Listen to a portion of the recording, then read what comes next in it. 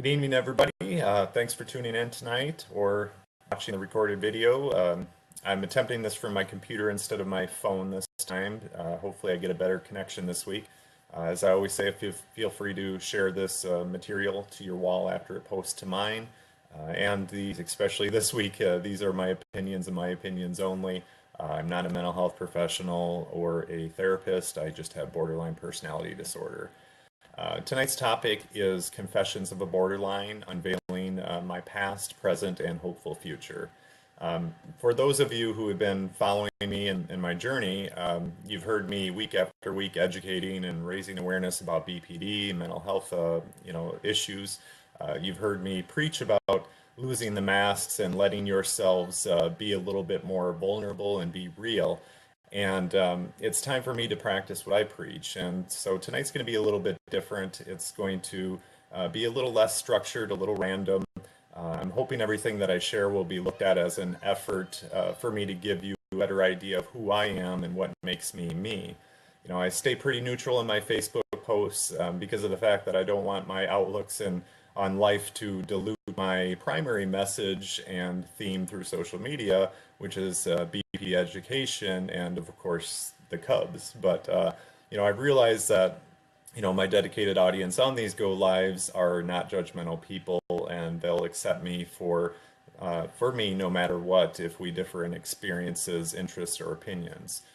So don't get me wrong, after tonight, I'm sure you'll see the same type of posts, but for one night I wanted to let loose a little bit and take a risk and let people in and be real. So let's first talk about my past. I'm going to touch each subject or topic very quickly and then move on to the next. Childhood. I never felt normal growing up. I firmly believe I've had this disorder since I was a kid. I always felt out of place in this world, very sensitive and full of emotions. I really had no outlet in early childhood up until I was introduced to the wonderful drug called Cubs baseball. And yes, that was my first coping mechanism. I was hooked from the get-go. I was a fan for life, and no matter what was going on in my life or how many or how few friends I had, I always had the Cubbies. So God, never understood the concept, and although I do believe something is out there, I still don't understand. I even used to skip church at times on Sundays and go to the Grandview Milk House in Dubuque. I bought baseball cards, the ones that had the little bubble gum inside, and played some arcade games, Donkey Kong, Pac-Man. Today I do pray, but I do not believe that each and every event in our lives happens for a reason. I'm a minority in that respect, where I do believe in randomness, the power of choice, and sometimes luck. The move. I moved from Dubuque, Iowa, after my 8th grade year into the town of East Dubuque, Illinois, across the river. Nothing against my East Dubuque friends at all, but I never felt like I really fit in. It's a very small town. Everybody knew each other from since kindergarten, and I had a heck of a time transitioning from that move. I was a late puberty bloomer. I was trying to find myself and my place in this world. I was introverted and even bullied at times, which was honestly, it was horrible. It would put me into tears and in school, and those tears would follow me home daily.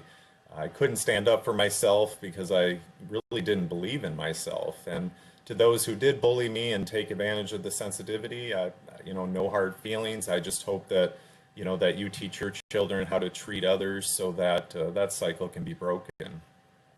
College years. I almost flunked out of school. My first couple of years, I was on academic probation, rarely went to class, proceeded to blow probably most of my student loan money on partying.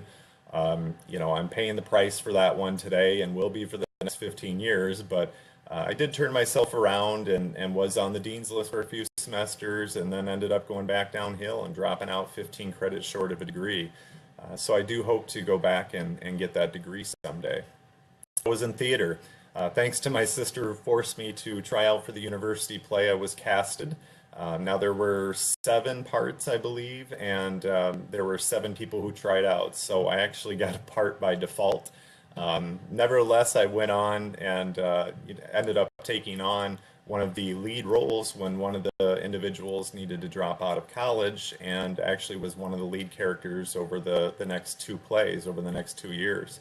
I absolutely fell in love with it. I could finally be somebody other than myself and get away with it. I looked at it as kind of a temporary legal alternative identity. Yeah, I miss those days of theater, and I someday maybe I'll get back into it.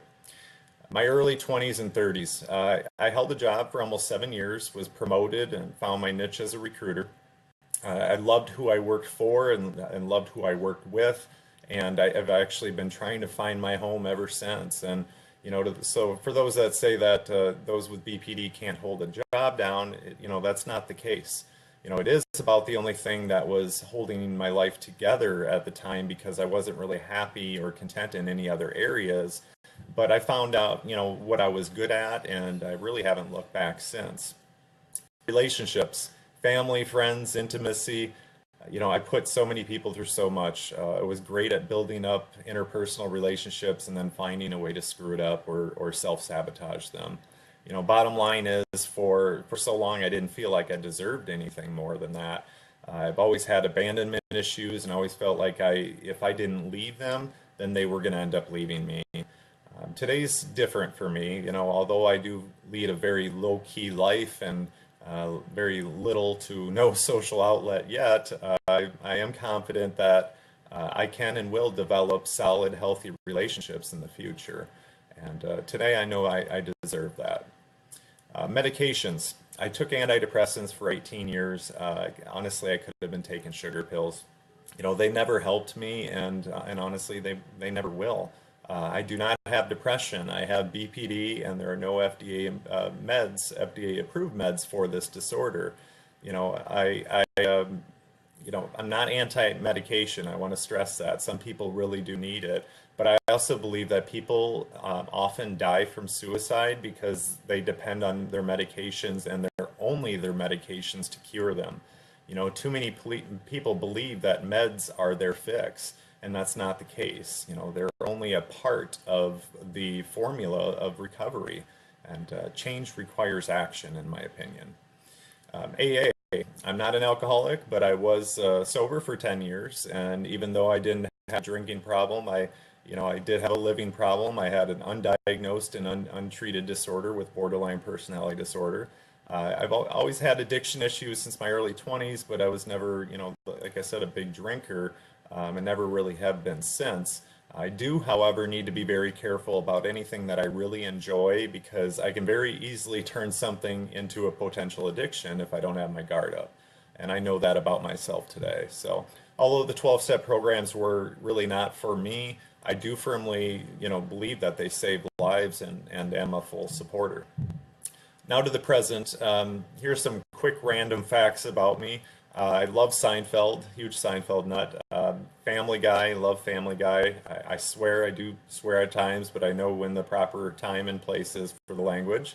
I love forensic shows. The darker side of life and serial killers fascinate me. But I do differ from the general public about what many people consider to be evil. I consider so many people out there as sick, and although I may not disagree with their actions, I do feel for a lot of those folks. I do not believe in black, white, or blue lives matter. I believe we all matter, and our country seems to be more divided than it ever has been.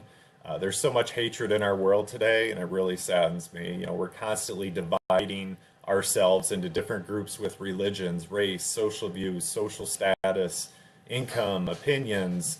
I could go on and on about it, but one thing that I am proud of with myself is that no matter what, whether I'm similar to someone else or share their beliefs or opinions, I will respect them just like I deserve to be respected. And I believe that division of our citizens really does cause hate. I love sappy movies. I bawl every time I watch The Notebook or the movie Ghost. Dirty Dancing is secretly one of my favorite movies of all time, until now, secretly until now. Nobody puts Baby in the Corner. I smoke, horrible, horrible habit. I don't want to smoke, but I smoke. I obviously want to smoke more than I don't want to smoke. Otherwise, I wouldn't be smoking, if that makes sense. I have daily paranoia. I worry about others being mad at me, talking about me or looking at me in a negative light. I actually do right now as I'm worried that this go live is going to be a total bust. It's really is such a selfish, self-centered trait that I do have to work on daily. Politics. I'm not. I'm really sorry to my Republican friends out there, but the thought of Donald Trump in office scares the bejesus out of me. Sorry to my Democratic friends as well. Hillary does as well. So, Joe Madden for president. I'm afraid of roller coasters. Never been on one, and I do intend to face that fear someday. Living close to Altoona and Adventureland, I think I should be able to take advantage of that. I can't dance.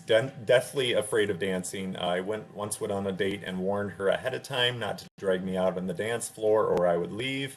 And Uber wasn't around back then, so I believe she took a cab home.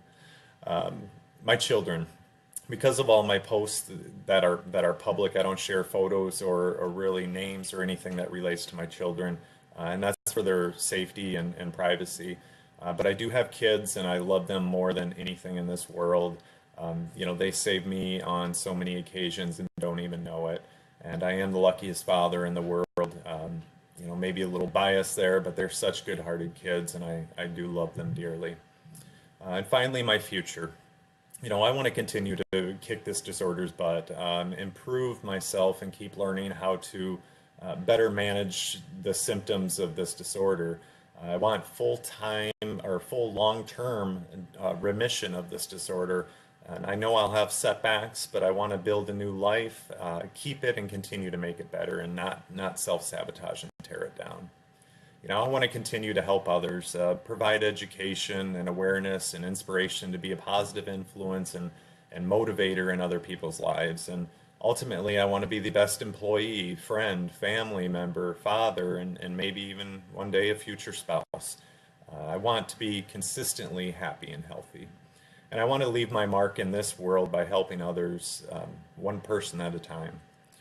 Thanks for listening tonight, everybody. I know it was a little random, odd go live, but it's me being real and taking the risk to let others in just a little bit more.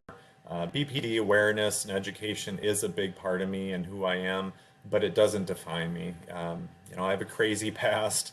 I'm overall happy in the present, and I'm definitely excited about the future. So thanks again for all your continued support, and go Cubs.